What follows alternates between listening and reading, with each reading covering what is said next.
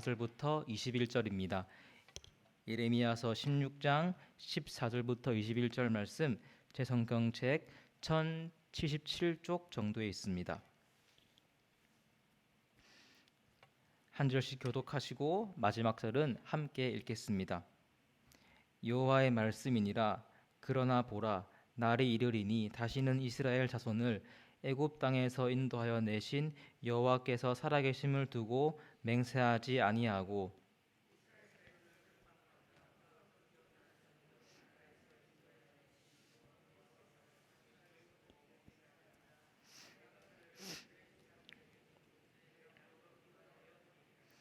여호와의 말씀이니라. 보라, 내가 많은 어부를 불러다가 그들을 낫게 하며 그 후에 많은 포수를 불러다가 그들을 모든 산과 모든 언덕과 바위 틈에서 사냥하게 하리니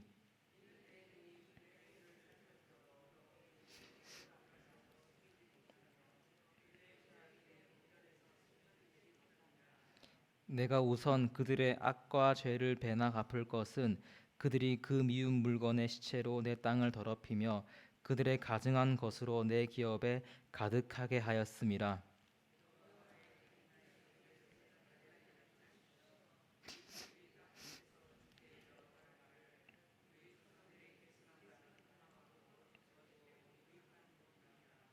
사람이 어찌 신 아닌 것을 자기의 신으로 삼겠나이까 하리이다. 여호와께서 이르시되 보라, 이번에 그들에게 내 손과 내 능력을 알려서 그들로 내 이름이 여호와인 줄 알게 하리라. 아멘. 오늘 본문 앞 13절을 보시면 하나님은 이스라엘에게 징계를 말씀하십니다. 내가 너희를 이 땅에서 쫓아내어 너희와 너희 조상들이 알지 못하던 땅에 이르게 할 것이라. 너희가 거기서 주야로 다른 신들을 섬기리니 이는 내가 너희에게 은혜를 베풀지 아니함이라. 이스라엘은 죄를 지어 영원히 거할 것 같았던 가나안에서 쫓겨납니다.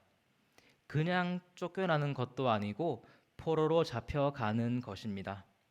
막막함을 넘어선 절망이 그들을 덮치게 될 것입니다. 뿐만 아니라 거기 이방 땅에서 이방 신을 섬기게 됩니다. 주님을 섬겨야 할 곳에서 우상을 섬기다가 우상을 섬기는 것으로 던져진 것입니다. 주님과 완전히 단절된 삶이 그들이 마주할 현실입니다. 그러나 우리가 생각해야 할 것은 주님의 징계는 징계로 끝나지 않습니다. 하나님의 심판에는 목적이 있습니다. 그것이 무엇이겠습니까? 주님 이스라엘을 치시는데 이는 그들을 회복시키기 위해서입니다. 그들을 징계하심은 그들이 하나님의 자녀이기 때문입니다. 주님은 자신의 자녀를 포기하지 않으십니다. 오늘 함께 살펴볼 말씀에는 징계하시지만 싸매어 주시는 주님 손길이 드러납니다. 바라기는 오늘 말씀을 통해 이스라엘과 또 여기 모이신 저와 여러분을 회복시키시고 인도하시는 주님의 성실하심이 우리 마음 가운데 깊이 새겨지기를 소원합니다. 15절 후반절 보시면 내가 그들을 그들의 조상들에게 준 그들의 땅으로 인도하여 드린다고 약속하십니다. 이스라엘은 바벨론의 포로로 잡혀갈 것이지만 거기서 끝이 아닙니다. 주께서 친히 그들을 다시 가나안 땅에 돌아오게 하십니다. 그래서 이스라엘은 죄를 회개하며 회복될 것입니다.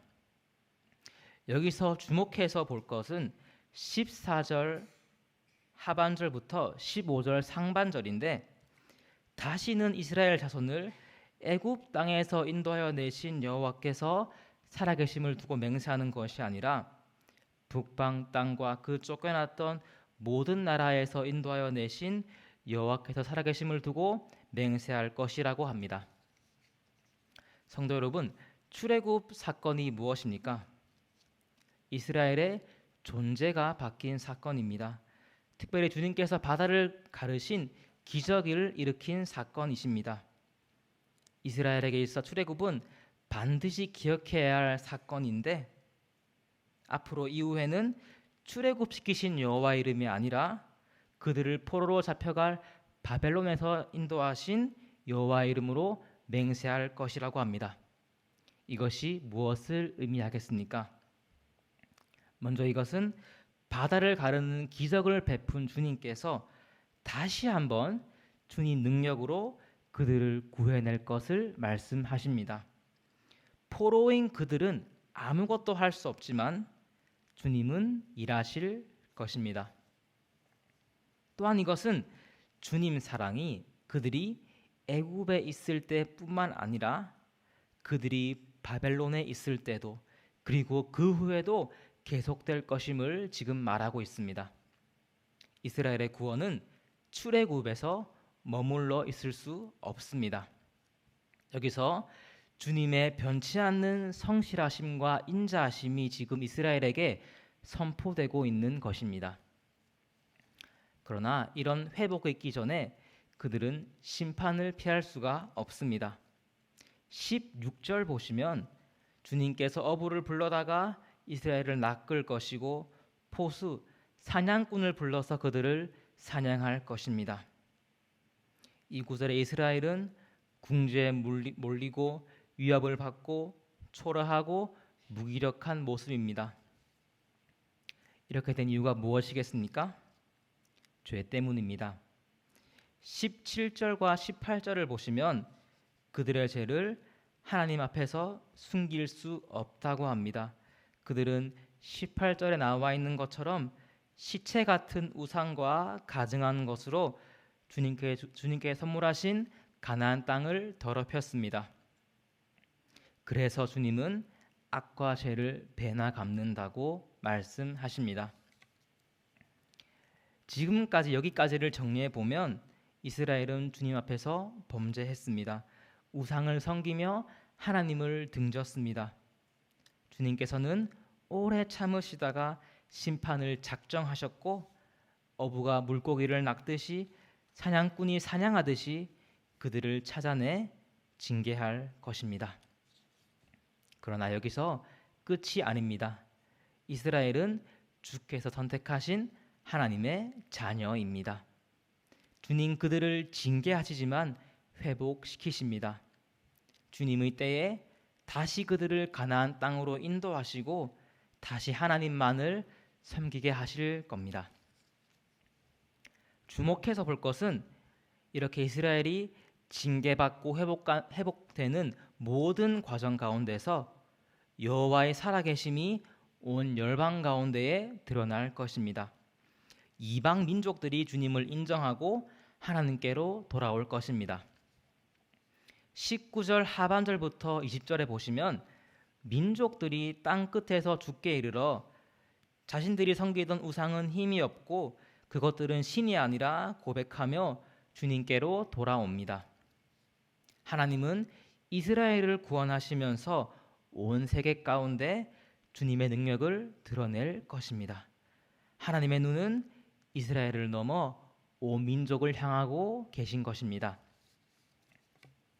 오늘 본문을 통해 몇 가지를 생각해 본다면 먼저 우리는 주님께서 죄를 미워하심을 생각하며 회개를 결단해야 합니다.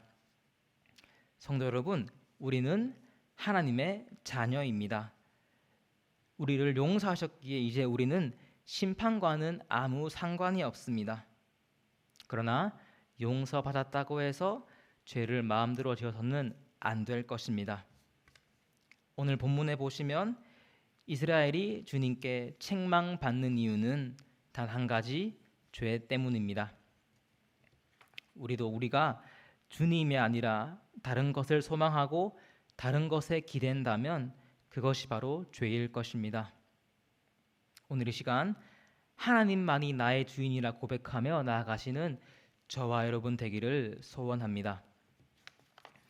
다음으로 우리는 지금도 앞으로도 우리를 살리시는 하나님을 기대해야 합니다.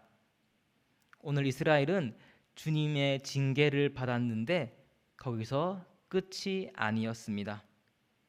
주님께서는 회복을 말씀하시는데 특별히 출애굽의 하나님이 아니라 출 바벨론의 하나님을 말씀하시고 약속하십니다. 성도 여러분, 우리가 처음 은혜를 다 기억하실 것입니다. 하나님의 은혜로 신앙생활을 시작하고 우리 존재가 바뀐 경험이 다들 있으실 것입니다. 그런데 우리가 살다 보면 새로운 문제가 늘 우리 앞에 있습니다. 암담하고 어려운 현실에 처하게 됩니다. 그때 우리들은 어떤 하나님을 기대해야겠습니까? 우리를 변화시켜 주님 앞에 나오게 하신 하나님께서 그때만 역사하신 것이 아니라, 과거에만 일하신 것이 아니라 오늘 이 순간에도, 그리고 앞으로도 계속해서 우리 어려움을 해결해 주실 것입니다. 주님께서 우리 삶에 새 일을 행하실 것입니다. 마지막으로 우리는 이 모든 과정을 통해 하나님을 세상 가운데 드러내야 합니다. 아까 살펴본 19절과 20절에서 이방 민족이 죽게 돌아오는데, 그런데 이때 우리가 주님의 도구가 되는 것입니다. 주님께서 내 마음을 변화시켜 믿음 주시고 자녀 삼아 주셨습니다. 그런데 거기서 끝이 아니라 주님께서는 내가 살면서 만난 아픔과 어려움도 기적같이 해결해 주셨습니다. 이분이 나의 하나님이십니다. 이것을 세상 가운데 선포해야 합니다. 또한 이 선포로 세상이 주님께 돌아올 것입니다. 오늘 하루 과거에만 아니라 지금도, 그리고 앞으로도 우리를 살리시는 주님 역사가 우리 가운데 넘치기를 소원합니다. 또 이런 우리를 통해 우리 이웃과 세상이 살아나고 주님께 돌아오는 기적이 넘칠 줄 믿습니다. 기도하시겠습니다.